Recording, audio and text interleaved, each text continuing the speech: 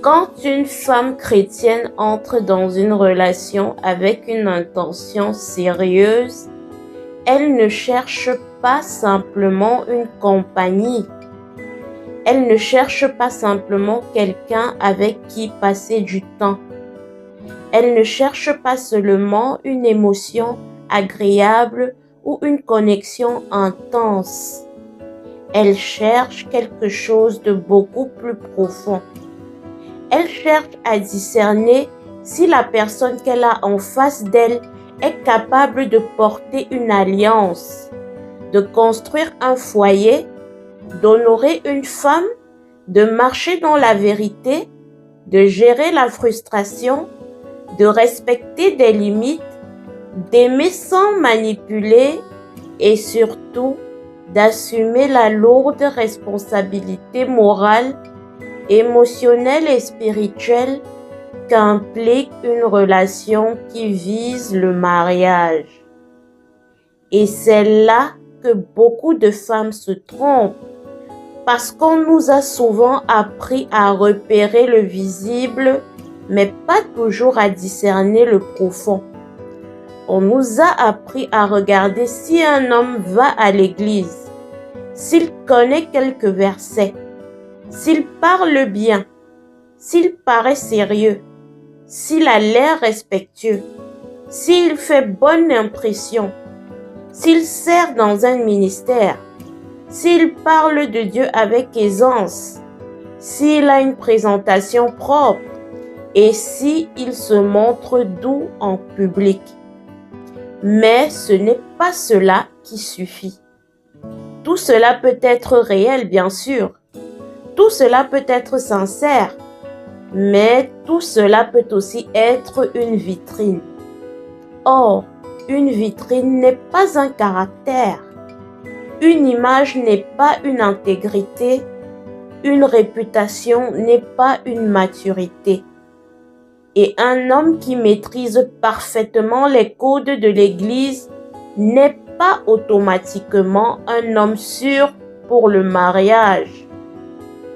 Dans le dating chrétien, surtout quand on date avec une intention claire, avec le mariage en vue, avec le désir de bâtir quelque chose de sérieux, le véritable enjeu n'est pas seulement de trouver quelqu'un de croyant. Le véritable enjeu, c'est de reconnaître quelqu'un de saint, quelqu'un dont la foi n'est pas décorative, quelqu'un dont la spiritualité n'est pas un costume, quelqu'un dont la présence ne te plonge pas progressivement dans la confusion, dans la culpabilité, dans la peur, dans l'instabilité émotionnelle, dans la pression et dans le doute de toi-même. Parce qu'un homme peut sembler pieux et être profondément dangereux. Un homme peut paraître vertueux et être profondément instable. Un homme peut parler de Dieu, citer la Bible, prier en public, lever les mains pendant la louange et pourtant manquer de maîtrise de soi, manquer de vérité, manquer d'humilité, manquer d'empathie, manquer d'honnêteté, manquer de responsabilité et surtout manquer d'amour réel. Et voilà pourquoi le discernement n'est pas du jugement. Le discernement, c'est la sagesse. Le discernement, ce n'est pas condamner quelqu'un d'avance. Ce n'est pas suspecter tout le monde. Ce n'est pas devenir dure, froide, méfiante et inaccessible. Le discernement, c'est regarder avec des yeux ouverts. C'est comprendre que la foi chrétienne n'appelle pas une femme à être naïve. La bonté n'exige pas l'aveuglement. La grâce n'implique pas de la crédulité. La compassion n'oblige pas à ignorer les signaux d'alarme. Et l'amour selon Dieu ne te demande jamais de nier la réalité pour sauver une apparence spirituelle. La Bible nous dit dans l'Évangile selon Matthieu chapitre 7 verset 15, « Vous les reconnaîtrez à leurs fruits. » Pas à leur discours, pas à leur réputation, pas à leur prestance, pas à leur capacité à séduire. Vous ne les reconnaîtrez pas à l'intensité de leurs déclarations, pas à la manière dont ils savent créer une atmosphère spirituelle autour d'eux. Jésus dit, aux fruits. Et les fruits, ce sont les preuves concrètes du caractère. Les fruits, ce sont les traces que laisse une personne quand elle entre dans ta vie. Les fruits, c'est la paix ou la confusion. C'est la sécurité ou la peur. C'est la cohérence ou le désordre. C'est l'humilité ou l'orgueil. C'est l'honnêteté ou la manipulation. C'est la patience ou la précipitation. Et c'est le respect ou l'emprise. Alors aujourd'hui, j'aimerais parler de 6 signaux d'alarme, 6 red flags à détecter chez un homme qu'on vient de rencontrer dans le cadre du dating chrétien. Surtout lorsqu'on ne veut pas perdre son temps, lorsqu'on veut avancer avec intention, avec sagesse, avec honnêteté, avec sérieux. 6 signaux qu'il ne faut pas minimiser. 6 signaux qu'il ne faut pas maquiller sous prétexte qu'il est un frère en Christ, qu'il est serviteur de Dieu, qu'il est respecté dans l'Église ou alors qu'il a l'air bien. Cela ne veut pas dire qu'on doit ignorer les signaux parce qu'il parle bien de Dieu. Parce qu'un homme peut avoir le langage du royaume sans en avoir le caractère. Alors, le premier red flag, c'est la précipitation déguisée en évidence. Beaucoup de femmes confondent la clarté avec la vitesse. Pourtant, ce n'est pas parce qu'un homme va vite qu'il est sérieux. Ce n'est pas parce qu'il parle très tôt de mariage qu'il est mature. Ce n'est pas parce qu'il te dit très rapidement qu'il a prié pour toi qu'il ressent une connexion spéciale, qu'il n'a jamais rencontré quelqu'un comme toi, qu'il voit déjà son avenir avec toi, qu'il sait que tu es différente et qu'il est forcément sincère ou équilibré. Certains hommes accélèrent parce qu'ils ont peur de perdre l'accès à toi si tu prends le temps de réfléchir. Certains hommes créent très tôt une atmosphère intense afin de provoquer un attachement rapide. Ils veulent que tu te sentes spécial et choisi. Ils veulent que tu te sentes remarqué, presque élu. Ils créent de l'émotion avant même d'avoir bâti de la confiance. Ils installent une proximité avant d'avoir prouvé leur stabilité. Ils veulent un statut émotionnel élevé sans avoir franchi les étapes normales de la connaissance réelle.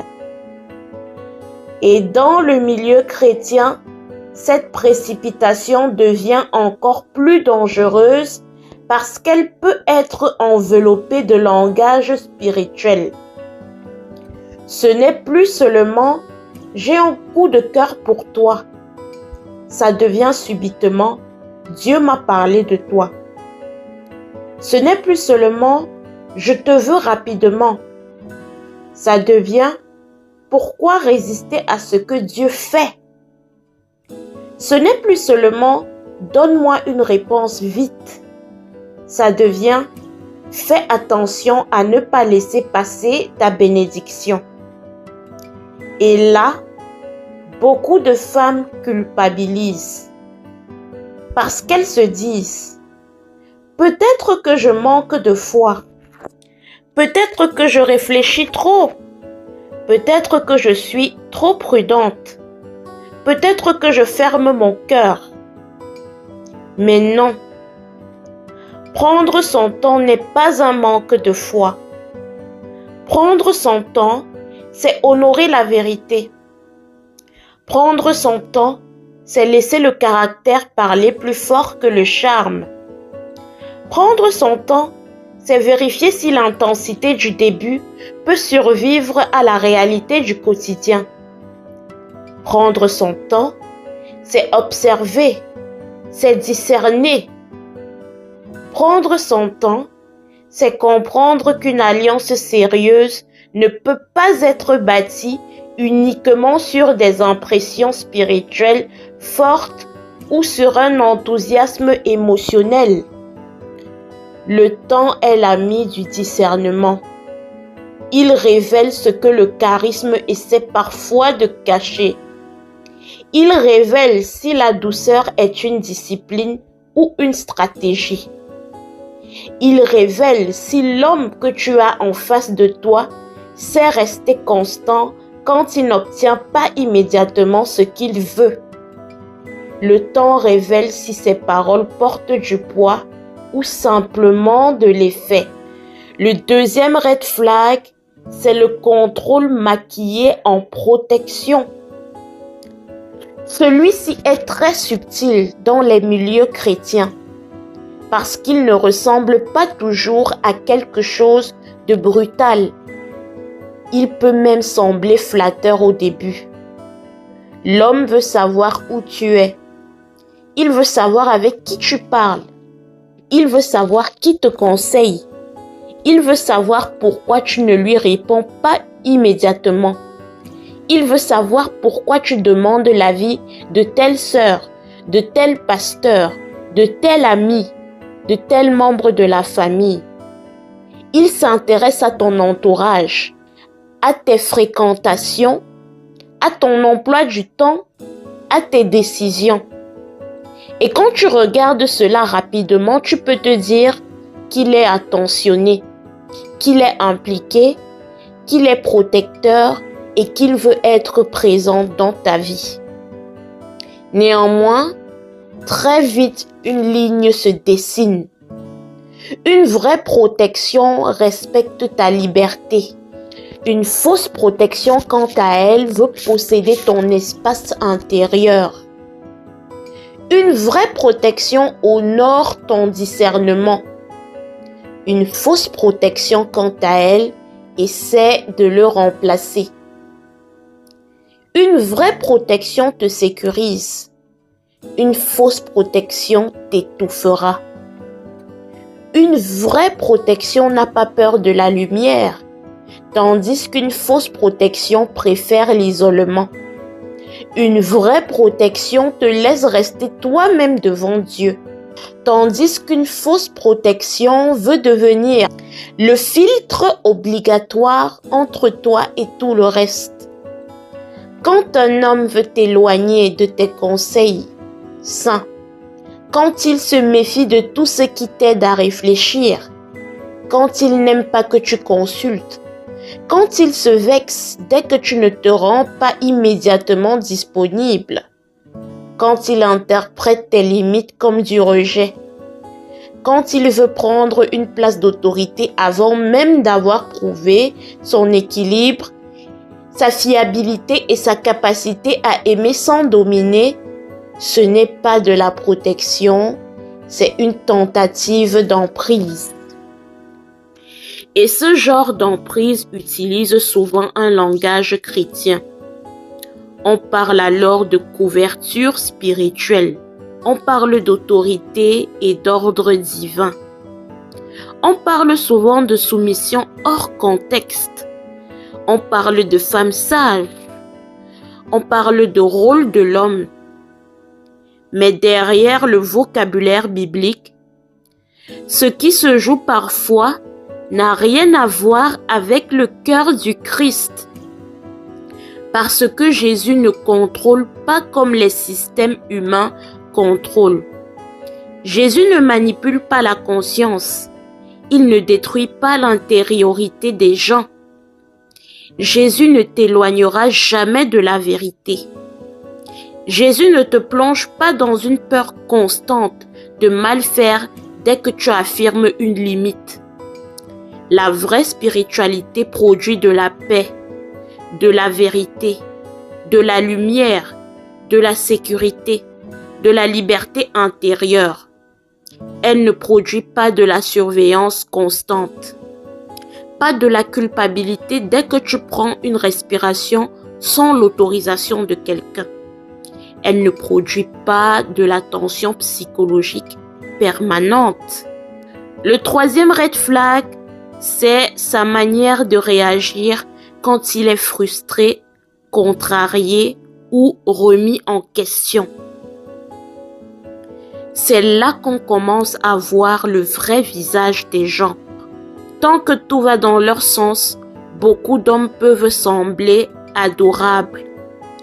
Tant qu'ils sont admirés, tant qu'ils se sentent désirés, tant qu'ils sentent qu'ils progressent comme ils le veulent, tant qu'ils obtiennent de la validation, tant qu'ils gardent le contrôle du rythme, ils paraissent doux, patients, stables, bien élevés et équilibrés.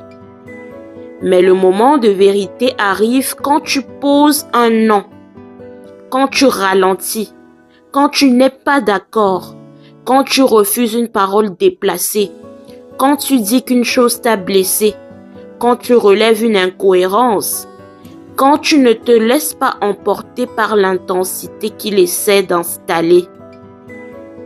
Alors comment est-ce qu'il va réagir? Est-ce qu'il t'écoute vraiment? Est-ce qu'il fait preuve d'humilité? Est-ce qu'il prend le temps de comprendre? Est-ce qu'il sait se remettre en question? Est-ce qu'il sait dire « Tu as raison, j'ai mal agi, pardonne-moi » ? Est-ce qu'il assume? Est-ce qu'il corrige? Ou bien est-ce qu'il devient froid?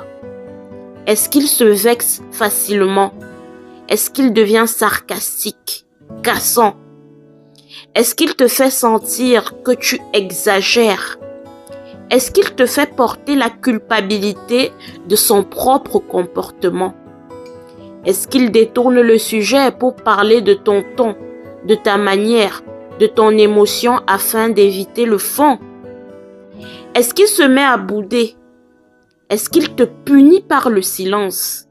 Est-ce qu'il te fait sentir que tu vas perdre son intérêt si tu continues à avoir une colonne vertébrale? Un homme mûr n'est pas un homme parfait. Un homme mûr est un homme corrigeable. C'est un homme qui ne s'effondre pas intérieurement dès qu'on lui montre une faille. C'est un homme qui n'a pas besoin d'écraser l'autre pour protéger son image. C'est un homme qui peut rester digne sans devenir défensif à chaque inconfort. C'est un homme qui comprend qu'une relation solide ne se construit pas sur l'absence de tension, mais sur la manière saine de traverser la dite tension. Beaucoup de femmes tombent amoureuses d'un potentiel. Elles voient un homme touchant, intelligent, prometteur, impliqué et spirituel. Mais la vraie question n'est pas seulement est-ce qu'il a du potentiel? La vraie question c'est est-ce qu'il est gouvernable par la vérité? Parce que le mariage n'a pas besoin d'un homme seulement brillant. Il a besoin d'un homme qui accepte la correction, qui honore la vérité et qui préfère la croissance à l'ego. Le quatrième red flag, c'est la piété de façade sans les fruits du caractère. Ce red flag-ci est très redoutable dans les églises parce qu'il est beaucoup plus difficile à repérer par les femmes sincères. Une femme qui aime Dieu a naturellement tendance à se sentir rassurée par un homme qui semble aimer Dieu également. Et c'est parfaitement normal. C'est même logique. C'est d'ailleurs souhaitable de vouloir quelqu'un qui partage ta foi. Mais partager un vocabulaire spirituel ne veut pas forcément dire partager une maturité spirituelle. Servir dans l'église ne veut pas dire être prêt pour le mariage. Être visible dans un ministère ne veut pas dire savoir aimer avec justice. Savoir parler de sanctification ne veut pas dire être sanctifié dans sa manière de traiter une femme. Beaucoup de personnes savent construire une image de respectabilité. Elles savent quoi dire. Elles savent quand parler doucement. Elles savent quand utiliser un verset. Elles savent quelle posture adopter pour paraître profonde et humble. Elles savent quelle posture adopter pour paraître sérieuses et responsables. Elles savent comment gagner rapidement la confiance des croyants parce qu'elles maîtrisent les codes du milieu. Mais les codes du milieu chrétien ne remplacent pas la transformation intérieure. Alors, comment est-ce qu'on discerne cela? Regarde tout simplement comment cet homme traite les personnes qui ne lui apportent rien. Observe. Regarde comment il parle de ses anciennes relations. Regarde comment il parle des femmes en général. Regarde comment il traite les personnes moins visibles que lui. Regarde également s'il est capable d'honorer en privé autant qu'en public. Regarde s'il est aussi vrai quand personne ne le regarde que lorsqu'il est observé. Regarde s'il est cohérent. Regarde si son christianisme produit de la patience, de la pureté, de l'honnêteté, de l'intégrité, de la maîtrise de soi, de la bonté et de la fidélité. Une foi réelle ne se mesure pas seulement à l'intensité des mots. Elle se mesure à la façon dont elle transforme la manière d'aimer, la manière de parler, la manière de gérer son désir, la manière de respecter l'autre, la manière d'assumer ses responsabilités, la manière de se tenir dans la vérité. Beaucoup de femmes chrétiennes se font piéger parce qu'elles regardent la scène au lieu de regarder les fruits. Et le problème d'une scène, c'est qu'elle peut être répétée. Le problème d'un fruit, c'est qu'il ne ment pas longtemps. Le 5e red flag, c'est la victimisation constante et le renversement de culpabilité. En d'autres termes, l'usage abusif de la psychologie inversée.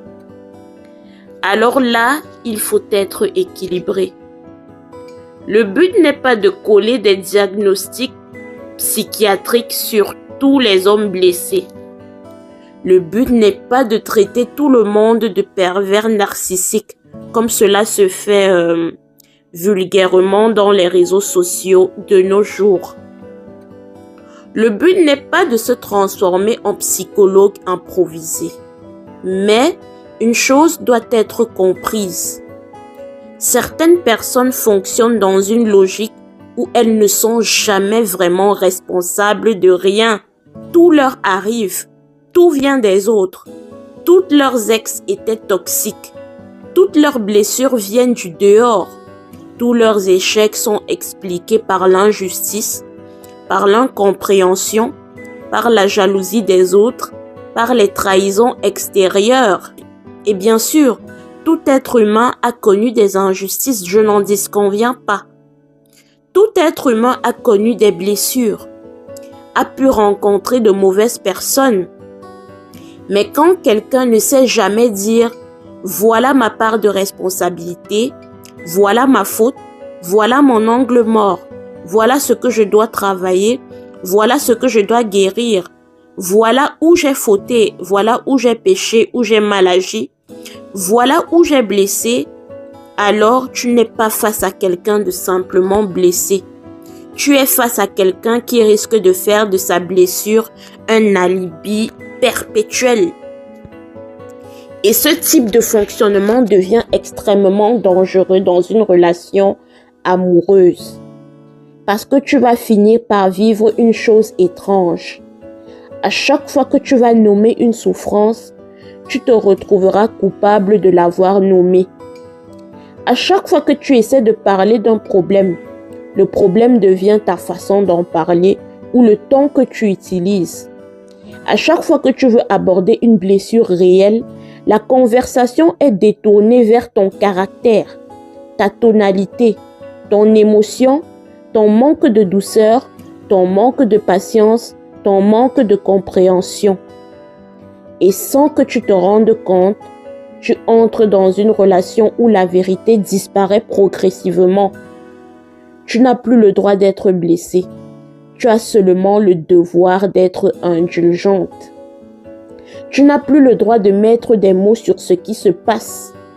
Tu as seulement le devoir d'absorber. Tu n'as plus le droit de confronter. Tu as seulement le devoir d'être compréhensive. Et beaucoup de femmes chrétiennes tombent dans ce piège parce qu'elles veulent être bonnes, parce qu'elles veulent être patientes, parce qu'elles veulent être différentes, parce qu'elles veulent être des femmes de grâce. Mais la grâce n'est pas la négation de la vérité. La grâce sans vérité devient de la permission et la vérité sans grâce devient de la dureté. Il faut les deux, il faut toujours les deux. Une relation saine te permet d'exister dans la vérité. Une relation malsaine quant à elle te forme progressivement à t'effacer pour maintenir une paix artificielle.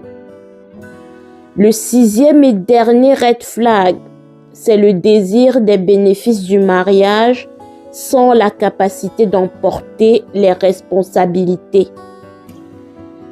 Ce red flag-ci est extrêmement fréquent dans les mariages chrétiens.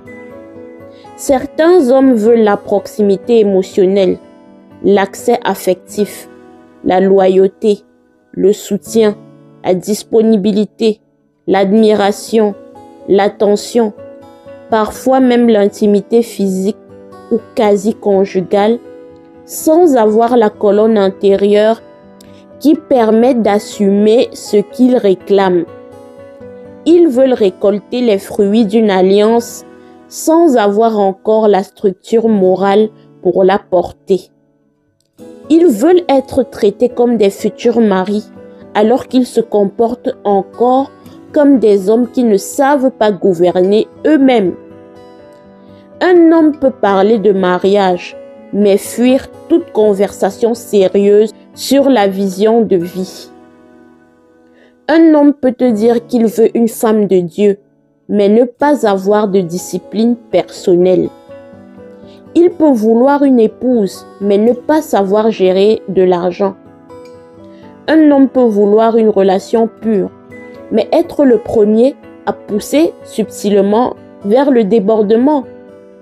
Un homme peut vouloir fonder une famille, mais refuser les conversations concrètes sur la responsabilité familiale, sur le travail, le lieu de vie, la maturité émotionnelle, la façon de gérer les conflits, la manière d'élever les enfants et la manière de servir Dieu dans la durée.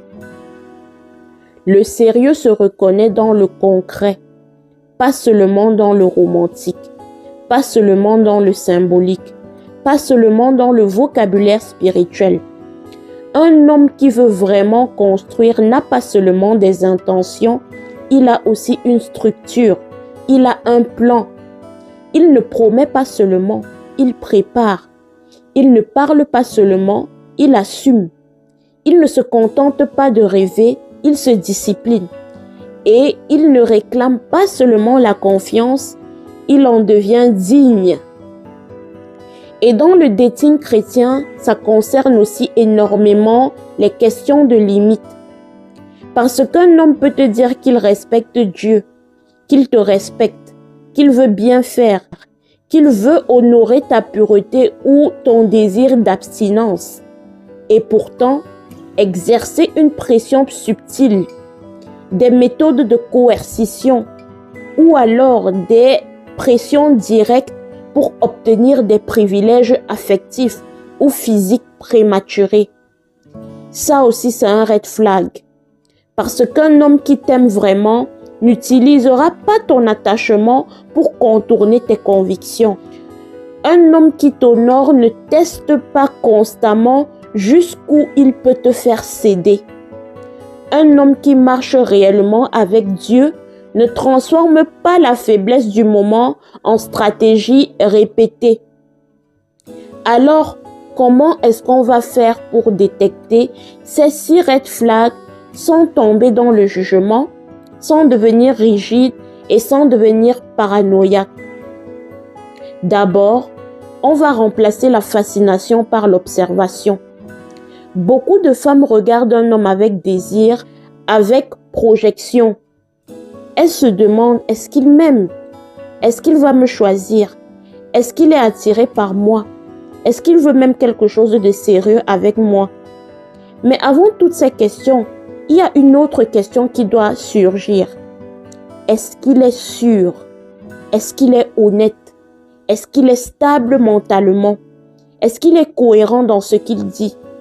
Est-ce qu'il est vraiment bienveillant? Est-ce qu'il est capable de vérité? Est-ce qu'il est capable de gérer sa frustration sans devenir destructeur? Est-ce qu'il est capable d'entendre un non sans punir? Est-ce qu'il est capable de respecter un rythme sans manipuler? Et enfin, est-ce qu'il est capable de s'humilier devant Dieu et devant la vérité? Ensuite, on va observer les patterns, c'est-à-dire les schémas. Pas seulement les moments forts. Un homme peut offrir de très beaux moments. Il peut être touchant, présent. Il peut avoir de la profondeur. Il peut avoir une belle histoire. Il peut avoir des blessures réelles. Une sincérité partielle. Mais ce qui compte, ce sont les schémas répétitifs. Qu'est-ce qui se reproduit encore et encore? Qu'est-ce que sa présence produit dans ta vie à moyen et à long terme? Est-ce que tu te sens plus enraciné, plus paisible, plus clair, plus respecté et plus libre de dire la vérité? Ou bien est-ce que tu te sens de plus en plus confuse, de plus en plus tendue, de plus en plus coupable, de plus en plus obligé de t'adapter pour éviter les conflits? Ensuite, il faudra refuser catégoriquement l'isolement. Une relation saine supporte la lumière. Une relation saine supporte les conseils. Une relation saine supporte le regard des personnes mûres. Une relation saine n'a pas peur d'être examinée. Une relation malsaine, au contraire, veut souvent accélérer, isoler, privatiser, intensifier et rendre toute intervention extérieure suspecte. C'est pour ça que c'est si important de garder autour de soi des personnes sages et impartiales, des personnes équilibrées, honnêtes, spirituellement saines et capables de te dire la vérité sans émotion excessive. Ensuite, on comprend qu'être compatissante ne veut pas dire se rendre disponible pour sauver un homme qui refuse de se laisser transformer. Elle voit la blessure derrière le comportement. Elle voit l'enfant blessé derrière l'homme difficile. Elle voit la souffrance derrière l'orgueil. Et cette sensibilité peut être belle, mais elle devient dangereuse quand elle te pousse à rester dans une dynamique qui te détruit au nom de ce que l'autre pourrait devenir un jour. Tu n'es pas appelé à épouser un potentiel. Tu n'es pas appelé à faire de ta vie l'atelier de réparation d'un homme qui ne veut pas réellement travailler sur lui-même. Tu peux aimer quelqu'un et reconnaître qu'il n'est pas prêt. Tu peux prier pour quelqu'un et reconnaître qu'il n'est pas sûr. Tu peux voir sa douleur et refuser qu'elle devienne ton destin. Et j'aimerais vraiment insister sur ce point. Toutes les fragilités psychologiques ne font pas de quelqu'un un monstre. Toutes les blessures ne rendent pas une personne manipulatrice. Toutes les immaturités ne sont pas forcément malveillantes. Il faut garder de la nuance, de l'humanité et de la compassion. Mais la compassion n'annule jamais la nécessité de prudence. Et ta foi n'exige jamais le sacrifice de ton discernement. Dieu ne te demande pas de fermer les yeux pour paraître spirituel. Dieu ne te demande pas de rester dans la confusion pour prouver ton amour. Dieu ne te demande pas de justifier l'injustifiable parce que l'homme en face de toi sait parler de lui.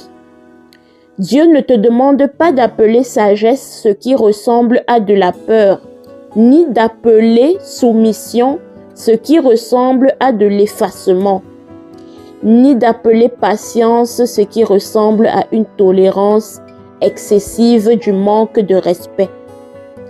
Une femme pieuse n'est pas une femme sans limite. Une femme de foi n'est pas une femme facile à manipuler. Une femme guidée par Dieu n'est pas une femme qui nie ce qu'elle voit. Et plus tu grandis dans la maturité chrétienne, plus tu comprends quelque chose de fondamental. La paix n'est pas seulement une sensation. La paix est aussi un environnement, un fruit, le résultat d'une relation où la vérité peut respirer. La paix n'est pas une excitation spirituelle intense qui te laisse ensuite anxieuse, coupable ou confuse. La paix de Dieu ne désactive pas ton intelligence, au contraire, elle l'éclaire. Alors, quand tu rencontres un homme, surtout dans une démarche sérieuse, ne te demande pas seulement s'il est impressionnant. Demande-toi aussi s'il est fiable. Ne te demande pas seulement s'il est spirituel, demande-toi s'il est honnête. Ne te demande pas seulement s'il est attiré par toi, demande-toi s'il sait t'honorer. Ne te demande pas seulement s'il parle de mariage, demande-toi s'il a la structure intérieure d'un mari. Ne te demande pas seulement s'il dit qu'il aime Dieu, demande-toi aussi s'il a son caractère et si son caractère rend cet amour crédible. Et surtout, n'oublie jamais ceci. L'intensité n'est pas la même chose que l'intégrité. L'émotion n'est pas la même chose que la maturité. L'attention n'est pas la même chose que l'amour. Le charisme n'est pas la même chose que le caractère. La visibilité spirituelle n'est pas la même chose que la santé mentale intérieure. Et un homme peut paraître très convaincant tout en étant profondément incapable d'aimer correctement. Voilà pourquoi le discernement doit précéder l'attachement. Voilà pourquoi la sagesse doit accompagner le cœur. Voilà pourquoi la foi doit marcher main dans la main avec la lucidité. Et voilà pourquoi une femme chrétienne ne doit jamais avoir honte de prendre du recul quand quelque chose ne semble pas juste, quand quelque chose sonne faux, ou alors quand quelque chose produit en elle plus de confusion que de paix, plus de culpabilité que de clarté et plus de pression que de respect. Parce qu'au fond, la bonne question n'est pas seulement est-ce qu'il me veut. La bonne question, c'est est-ce que sa manière de vouloir est saine. La bonne question, ce n'est pas seulement est-ce qu'il parle bien. La bonne question, c'est est-ce qu'il vit vrai. La bonne question n'est pas seulement est-ce qu'il a l'air d'un homme de Dieu. La bonne question, c'est est-ce que ses fruits rendent cette image crédible dans la durée. Et parfois, la réponse la plus spirituelle n'est pas de s'accrocher. Parfois, la réponse la plus spirituelle, c'est de discerner, de reculer, de prier, d'observer et enfin de partir. Parce que protéger son cœur n'est pas un manque d'amour, c'est une forme de sagesse. Laisser le temps révéler le vrai visage des gens n'est pas de la peur, c'est une forme d'intelligence spirituelle. Refuser un homme qui t'impressionne mais ne te sécurise pas, ce n'est pas de l'orgueil, c'est du discernement. Et attendre un homme dont la foi se voit dans sa manière de respecter, d'honorer, d'écouter, de réparer, de se discipliner, de gérer sa frustration, de marcher dans la vérité, ce n'est pas en demander trop. C'est simplement refuser de confondre l'apparence du bien avec le bien réel. Alors oui, dans le dating chrétien, l'amour a sa place, l'attirance physique a sa place, la tendresse a sa place, le désir de construire a sa place. Mais la sagesse doit rester dans la pièce, le discernement doit rester dans la pièce, la vérité doit rester dans la pièce. Et enfin, la paix de Dieu doit rester dans la pièce. Parce qu'une relation qui commence dans la confusion finit rarement dans la santé. Une relation qui commence dans la pression finit rarement dans la paix. Une relation qui commence dans le brouillage des limites finit rarement dans l'honneur. Mais une relation qui commence dans la lumière, dans la clarté, dans le respect, dans la vérité, dans la cohérence, dans l'humilité, dans la maîtrise de soi, a déjà les fondations que Dieu peut réellement bénir. Alors, ma prière pour toi, c'est que Dieu t'accorde non seulement d'être aimé, mais d'être aimé correctement. Non seulement d'être choisi, mais d'être choisi par quelqu'un de vrai. Non seulement de rencontrer un homme qui parle de Dieu, mais un homme que le caractère du Christ a réellement commencé à transformer. Non seulement d'avoir une relation, mais d'avoir une relation dans laquelle ton âme ne rétrécit pas, ta voix ne s'éteint pas, ta paix ne disparaît pas et ton discernement ne se dissout pas. Parce qu'un amour qui vient de Dieu n'exige pas que tu t'éteignes pour survivre. Et si cette vidéo t'a parlé, abonne-toi à la chaîne, like, partage autour de toi avec une sœur, avec un frère, avec une amie, une cousine ou alors une femme qui a peut-être besoin d'entendre cela aujourd'hui. Et dans les commentaires, dis-moi ceci. Selon toi, quel est le red flag le plus souvent minimisé dans le dating chrétien? Ou alors écris simplement en commentaire le discernement avant l'attachement. J'ai vraiment envie de vous lire, les amis. J'ai envie d'ouvrir la discussion avec vous et qu'on puisse avoir une conversation profonde, saine et sans jugement dans l'espace commentaire. Je vous dis à très bientôt pour une nouvelle vidéo. Ciao, ciao!